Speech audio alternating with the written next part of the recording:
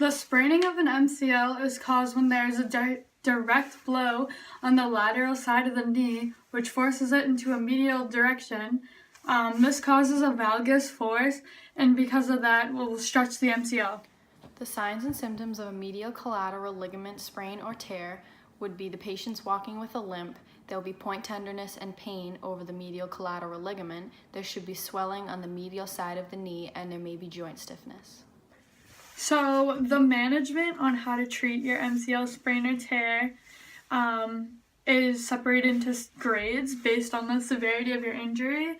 For example, for grade 1, you would just RICE, which is rest, ice, compress, and elevate for about 24 hours.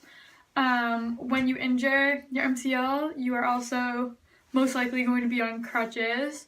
You could ice and use compression mechanisms whenever you have the time or when the pain is increasing.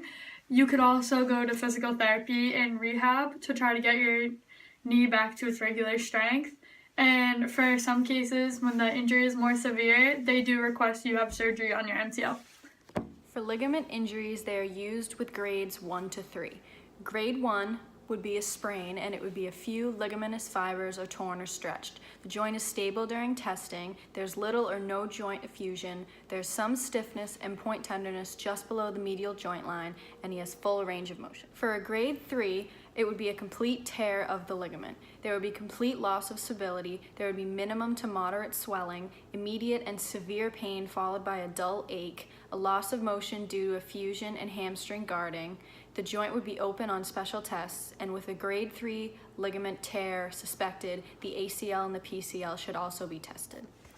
The severity of your MCL sprain and the healing processes that will come after your sprain will basically depend on the position your leg was in when it was hit. Other factors that could affect your healing process would be previous injuries, the strength of the muscles at the crossing joint, the force and angle of trauma, your fixation of your foot when it was hit, and the condition of the playing surface you are playing on when your knee gets injured. The healing process for a grade 1 sprain is about 1 to 3 weeks for full recovery while using RICE and therapeutic exercises during that time. The healing process for a grade 3 ligament tear is usually a brace for 4 to 6 weeks, plus time allowed for rehab, while following RICE and therapeutic exercises through the whole length of time. So the healing process, again, will depend on the severity of your injury, but you will most likely be on crutches for about 5 to 7 days. And then once you feel as though you can walk without a limp, you can remove the crutches. Being still very careful on your knee. If you're in a sport, you can return to play about 4 to 6 weeks after removing your crutches and being able to walk. And for this injury, they also, in some cases, will request rehab or physical therapy for anywhere ranging from a few weeks to a few months to get the strength of your knee back to what it used to be. How did you tear your MCL? In football, someone's helmet hit the outside of my knee and caved it in. What did it initially feel like? A pop.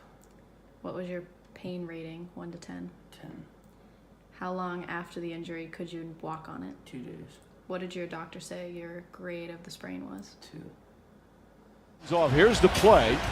There's the slip. You see that right knee extended. He grabbed the right knee immediately. Asked for help up. Obviously an awkward fall. After that injury, Curry had an MRI that revealed a grade 1 MCL sprain. A special test known as the valgus stress test is used on suspected MCL injuries. With one hand, grab onto the lower leg just above the ankle joint, and the other hand is used to fixate the femur. Then, slightly externally rotate the tibia and perform passive abduction in the knee joint, and thus putting stress on the medial collateral ligament. You are looking for excessive gapping on the medial side and the reproduction of pain. Consequently, perform the same test with the knee in 20 to 30 degrees of flexion.